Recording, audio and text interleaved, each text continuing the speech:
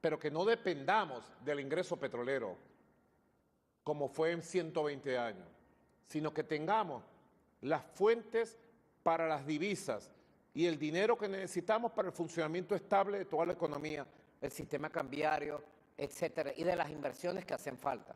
Tenemos un modelo bien claro y Venezuela necesita, busca y sigue captando importantes inversiones. Yo lo anuncié en el discurso del 10 de enero. Nosotros tenemos ya firmado contratos por 52.000 millones de dólares de inversión en los 13 motores del desarrollo venezolano, en todos los aspectos, del petróleo, el gas, la petroquímica, la siderúrgica, el acero, el hierro, el aluminio, el oro, el turismo, la industria farmacéutica, la producción de alimentos, 52.000 millones de dólares. Eso es lo que debe tener un efecto a mediano plazo de generación de nuevas fuentes de riqueza y de prosperidad económica. Así que creo que estamos del lado correcto de la historia, en el camino correcto, construyendo nuestro propio modelo, sin manuales del Fondo Monetario ni imposiciones imperiales. ¿No hay riesgo con esas zonas económicas especiales de que el Estado pierda el control de la economía como ocurre en los países capitalistas tradicionales? El Estado es la Constitución. El Estado es el gobierno gobernando la economía. El Estado es el gobierno con las leyes gobernando la economía. Y las áreas estratégicas están garantizadas por Constitución y ley en manos del Estado. El Estado es captando la riqueza. Entonces, nosotros estamos planteando construir un nuevo Estado, un Estado más democrático, un Estado social, de justicia, de derecho, y un Estado fuerte. Nosotros creemos en un Estado fuerte, pero fuerte por su capacidad para gobernar, para dirigir la sociedad, para garantizar la paz, para garantizar el desarrollo económico y para garantizar la rectoría y el gobierno de la economía con oportunidad para todos los sectores que quieran crecer con sus proyectos. Esos inversionistas internacionales pueden tener la mayoría en esas empresas en las zonas económicas especiales, la mayoría de en las zonas económicas del control accionario. Sí, claro. En las zonas económicas especiales tienen sus inversiones y le aportan con generación de riqueza, generación de exportaciones, generación de empleo y el pago de los impuestos. Presidente, en sus últimos discursos ha repetido usted que un proyecto fundamental de su gobierno, de su tercer gobierno, es llevar a cabo una reforma constitucional. Sus opositores, adentro y afuera, creen que pondrá fin a la democracia representativa y electoral. Al fin y al cabo, ¿qué se pretende hacer con esa reforma? Ya va, los opositores y la derecha no puede decir que voy a poner fin a la democracia representativa y electoral, porque ellos dicen que no existe. Así que es una contradicción de ellos mismos.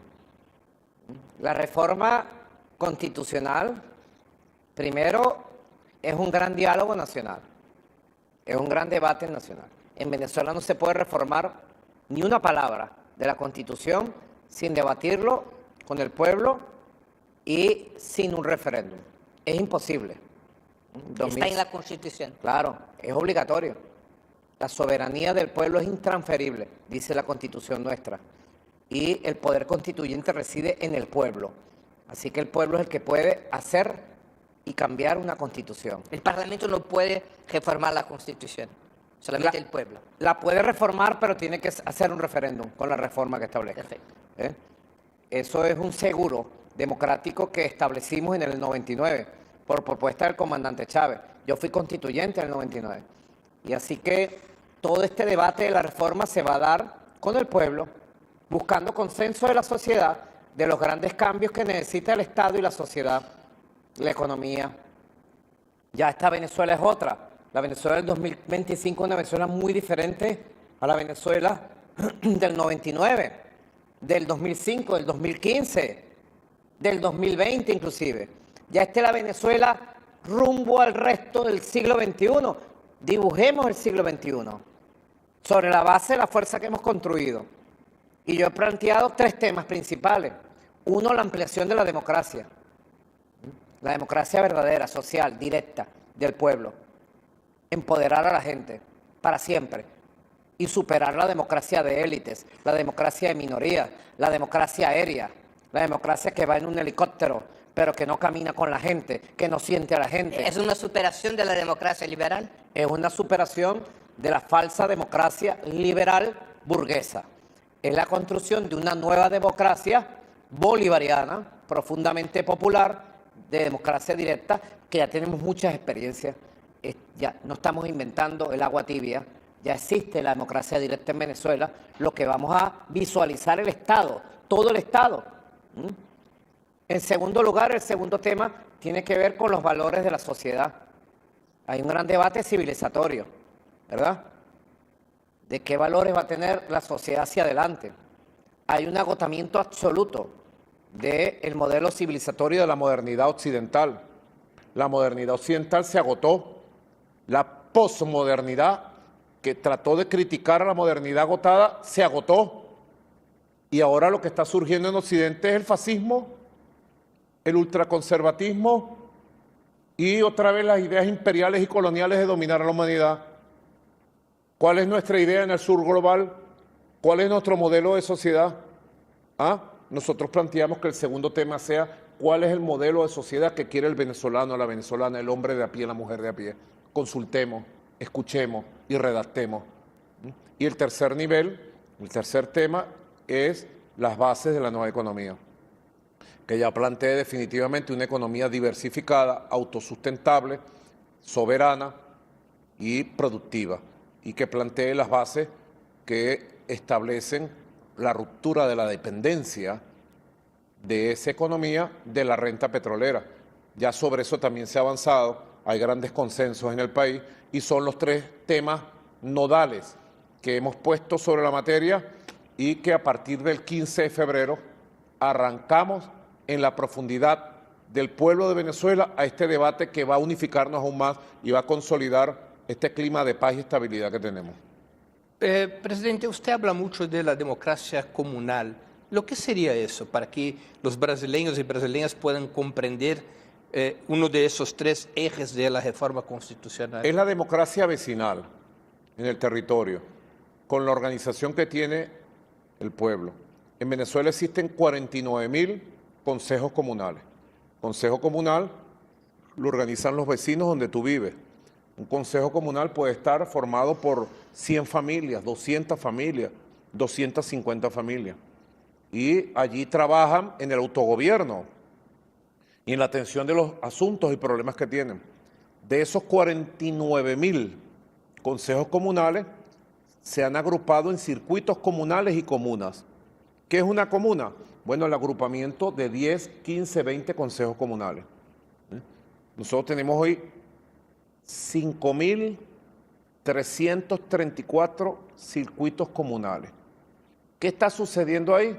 Bueno, que las comunidades se están agrupando y anualmente ahora, a partir de este año, estamos haciendo 4 consultas en elección general vecinal para que la gente elija los proyectos de su comunidad y el Estado le da el dinero para su construcción. Quiere decir que estamos proponiendo que la nueva democracia tenga su base fundamental en el desarrollo, empoderamiento, participación y decisión permanente de los vecinos, las vecinas, en su consejo comunal, en su comuna y en su circuito comunal.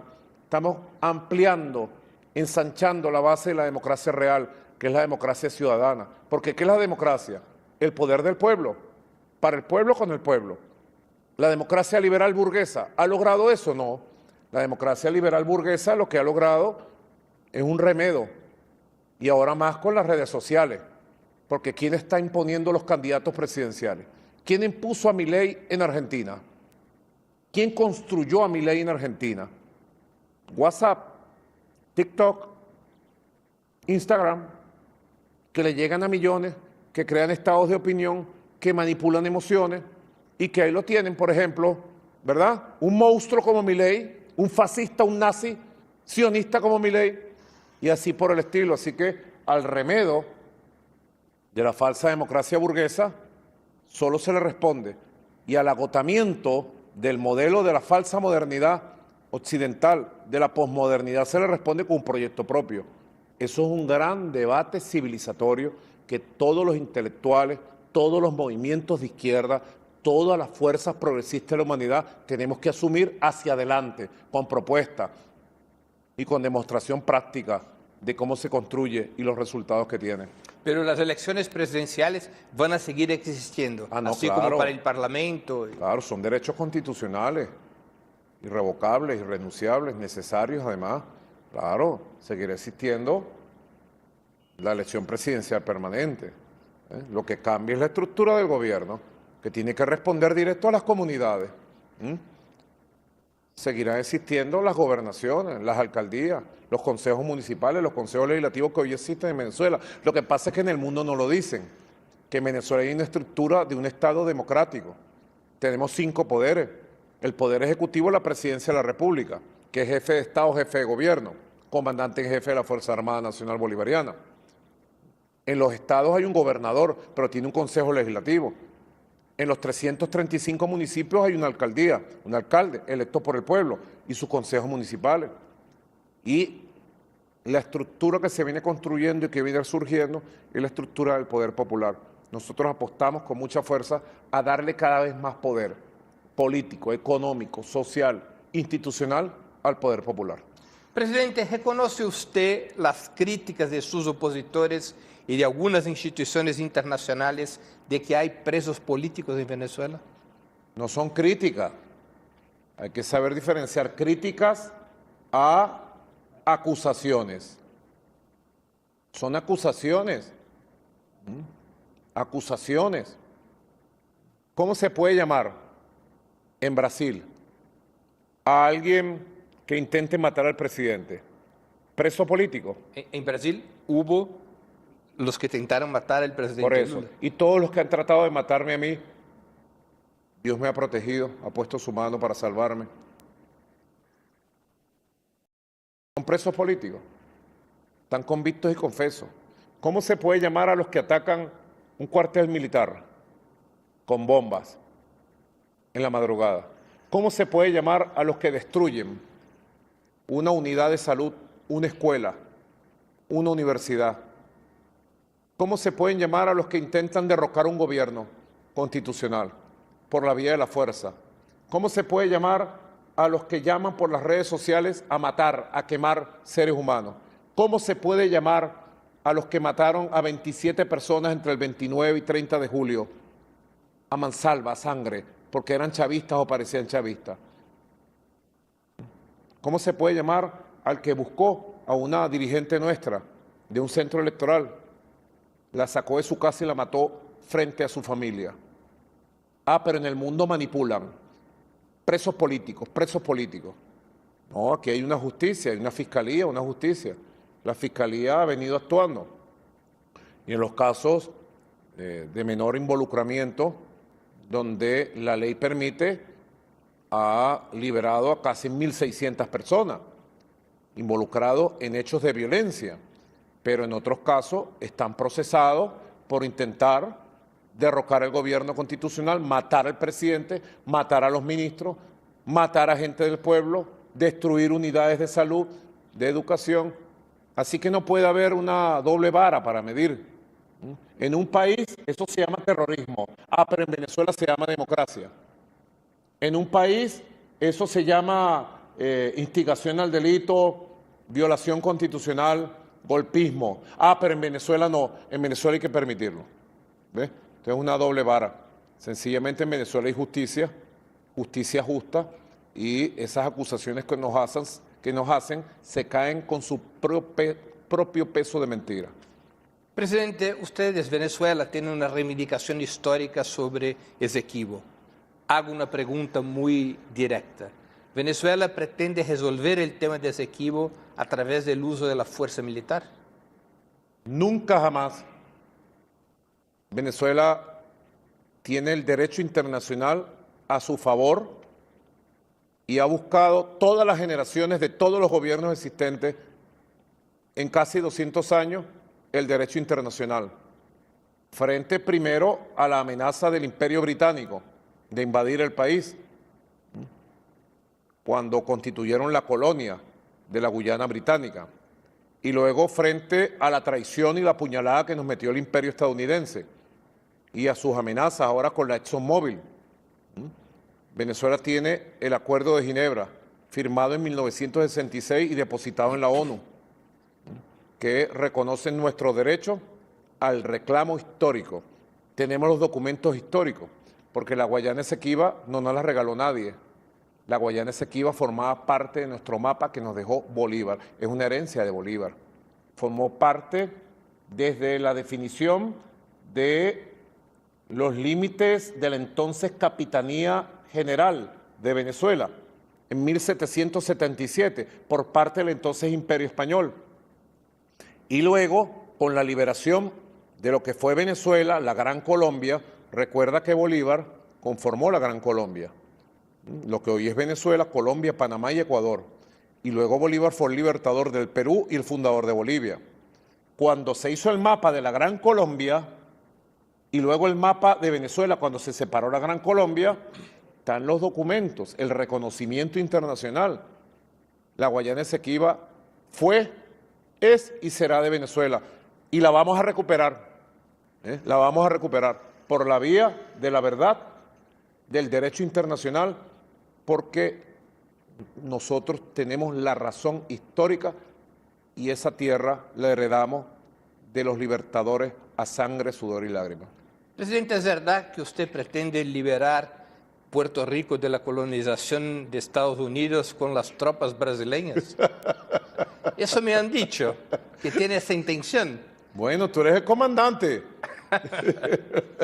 Mira, vale, yo estaba en ese momento recordando a Bolívar. Bolívar hizo un proyecto de liberación de Cuba y de Puerto Rico. Para Cuba designó al general José Antonio Páez, libertador en Carabobo. Y para Puerto Rico designó a Antonio José de Sucre, gran mariscal de Ayacucho, el libertador del Templo del Sol, de los Hijos del Sol del Perú, el gran libertador de Sudamérica, Antonio José de Sucre. Y él hizo los cálculos, cuántos barcos, cuántos combatientes, cuántos cañones. Eso quedó para escrito. Liberar Puerto Rico y Cuba. Para liberar Puerto Rico y Cuba. Y yo haciendo esa reflexión en el Congreso Mundial Antifascista, tú pasaste caminando y cuando te vi, me provocó saludarte y bueno, nombrarte comandante de las tropas brasileras para liberar Puerto Rico. Ahora se armó, Claro. bueno, ¿cómo es que llaman eso? Un berenjenal, decimos en Venezuela, sobre esa afirmación. Pero Puerto Rico no necesita que la vaya a liberar nadie. Puerto Rico la liberará el hermoso, alegre y noble pueblo de Puerto Rico, heredero de las glorias de Albizu Campos, y que le gusta la salsa, la bachata y el bembé como nos gusta a nosotros. Será Puerto Rico que algún día encontrará su camino. Fíjate que en la CELAP, Venezuela propuso hace muchos años, la Comunidad de Estados Latinoamericanos y Caribeños, tenemos 33 países, 33 asientos, nos sentamos ahí, y hay un asiento, el 34, y se aprobó reservar el asiento 34 para cuando Puerto Rico sea libre, independiente, feliz y orgulloso de su pasado y su cultura. Presidente, ¿cómo interpreta la escalada militar de Estados Unidos y sus aliados en regiones como Ucrania y Medio Oriente, especialmente en Palestina? ¿Está el mundo cerca de una guerra mundial? ¿Qué podría cambiar? Pregunto otra vez más sobre Donald Trump. ¿Lo que podría cambiar con la administración de Donald Trump de ese escenario tan peligroso que vive el mundo? El Papa Francisco dijo que ya estábamos en una tercera guerra mundial. Nosotros lo creemos. El ensayo criminal contra el pueblo palestino en Gaza te dice, ahí se ha ensayado la guerra psicológica, la guerra en las redes, la guerra militar, el exterminio étnico del pueblo palestino, pero el pueblo palestino ha resistido y está victorioso el pueblo palestino. Le destruyeron los edificios, les destruyeron las mezquitas, pero no pudieron destruirle su orgullo de ser palestino y su derecho a pertenecer a esa tierra. Así que nosotros esperamos que este acuerdo de alto el fuego en Gaza sea el preludio de un acuerdo de paz que le reconozca el derecho al pueblo palestino a tener su propio Estado, su independencia y su capital en Jerusalén Este. y aspiramos a que muy pronto se llegue a un acuerdo de paz en Ucrania y se pueda disipar esta guerra militar. Y seguramente de la guerra militar pasaremos a otra, a la guerra cognitiva, a la guerra comunicacional, a la guerra económica, porque sin lugar a duda las élites de Estados Unidos y de Europa están pretendiendo contener los cambios del mundo, hegemonizar los cambios del mundo, y ya no, eso no es posible. Hay otro mundo, y ningún pueblo va a permitir que lo desaparezcan del mapa o que le nieguen su derecho al futuro. Así que nosotros tenemos una diplomacia que es la diplomacia de paz, y en todas las circunstancias abogamos por la paz. Aquí en Venezuela usted ha promovido una serie de actividades para construir un frente antifascista global. Los liberales y socialdemócratas también hablan de esto, pero consideran que su gobierno, el gobierno de Nicolás Maduro, forma parte de las dictaduras del mundo. ¿Quiénes serían, después de todo, los enemigos y aliados en la lucha antifascista que usted apregó? El que crea que en Venezuela hay dictadura, yo lo invito a que venga. La va a pasar muy bien en Venezuela. Y que camine cualquier barrio, cualquier comunidad y hable con la gente. Venezuela tiene un país empoderado y con una libertad sin límite para el debate de ideas, para la construcción y con estabilidad de paz. Ahora, saliendo de esas campañas intimidantes, deformantes, que se hacen para justificar escenarios extremistas de violencia, golpe de Estado, invasiones, que no se han dado ni se van a dar, yo sí le hago un llamado a todos los que en el mundo están preocupados por el resurgimiento de las corrientes nazis y fascistas. Ese tema lo tomamos desde Venezuela con mucha fuerza y creo que tenemos la razón. Y abogamos porque se cree un gran frente mundial antifascista, de los valientes del mundo.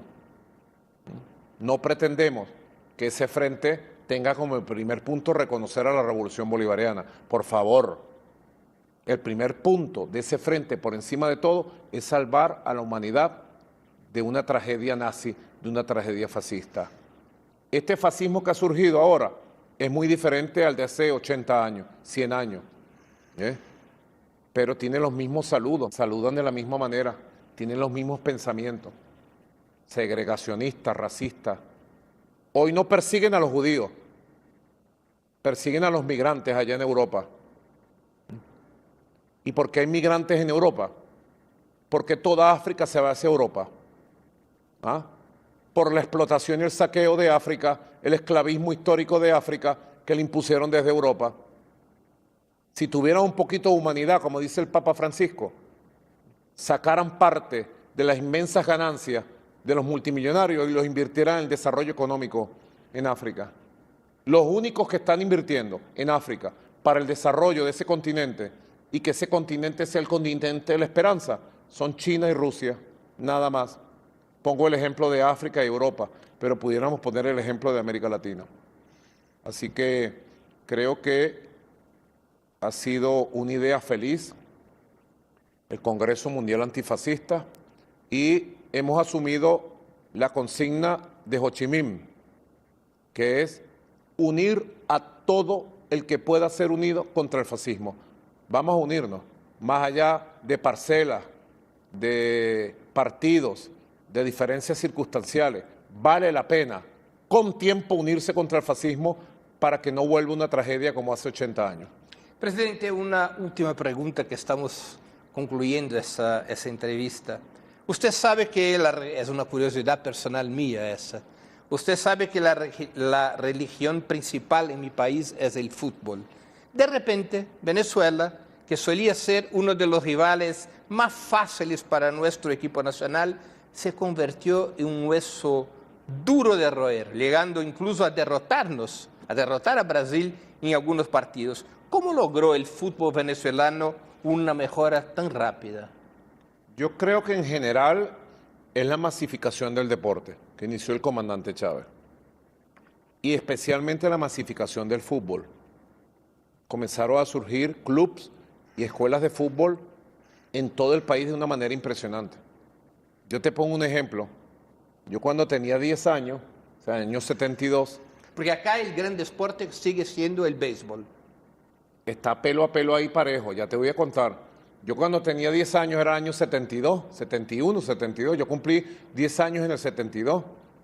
Yo creo que en el 72, en esa época, el señor Clemente, padre de un amigo mío, Pelusa, que murió recientemente, ahí donde yo me crié, era uruguayo, fue un gran futbolista uruguayo, señor Clemente Ortega, y él nos llevaba a jugar fútbol en una cancha en los colegios, en los campos del Colegio San Ignacio de Loyola, aquí en Chacao.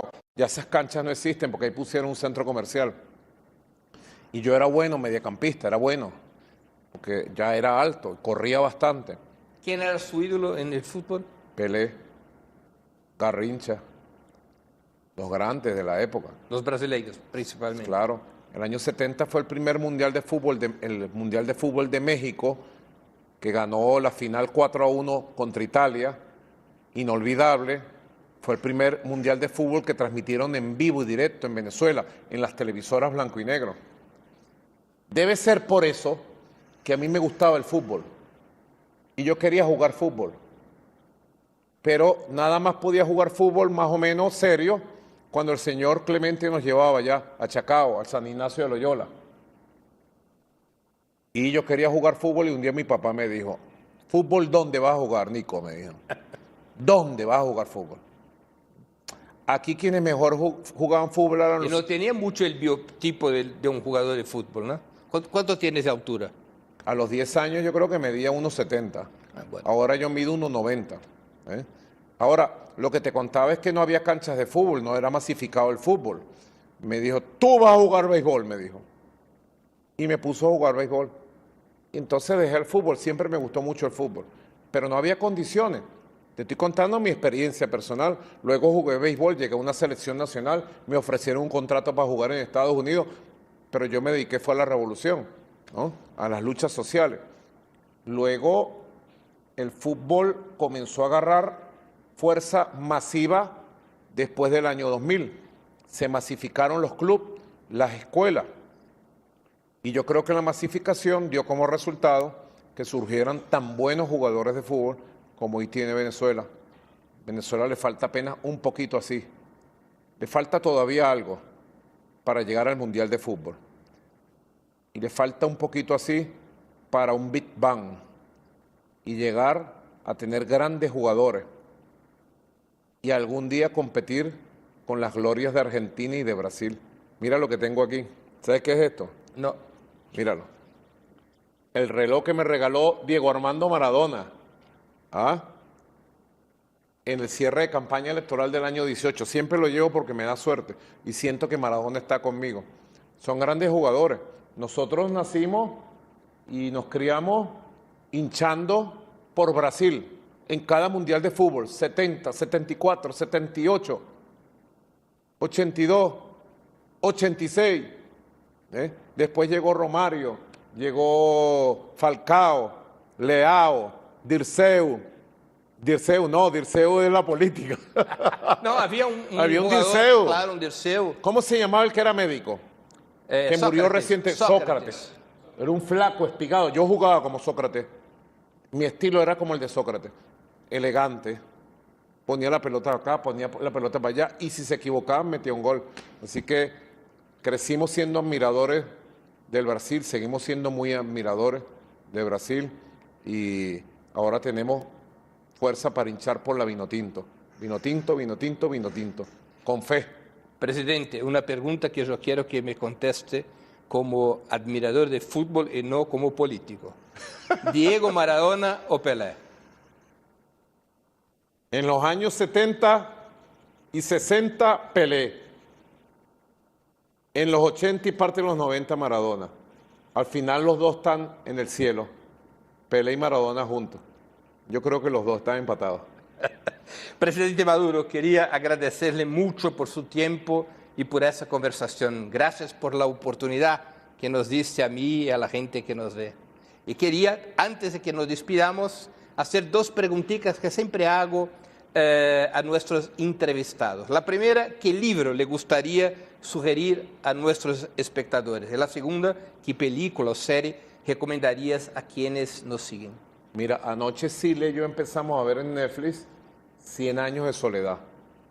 Nada más vimos el primer capítulo, era muy tarde, nos quedamos ¿Y dormidos. qué le pareció? Las primeras de cambio me gustó, pero tengo que esperar. También pudiera recomendar la serie Bolívar en Netflix, hecha por los colombianos.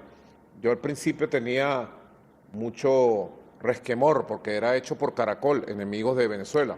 Caracol es un canal televisora- una televisora colombiana, ¿no? Sí, de la oligarquía colombiana narcotraficante. Y hicieron la serie de Bolívar, oye, pero quedó buena, también la recomiendo. Y de libros yo estoy, fíjate, cargo para arriba y para abajo un libro de un colombiano, un hombre conservador, pero creo que es uno de los mejores biógrafos y estudiosos de Bolívar.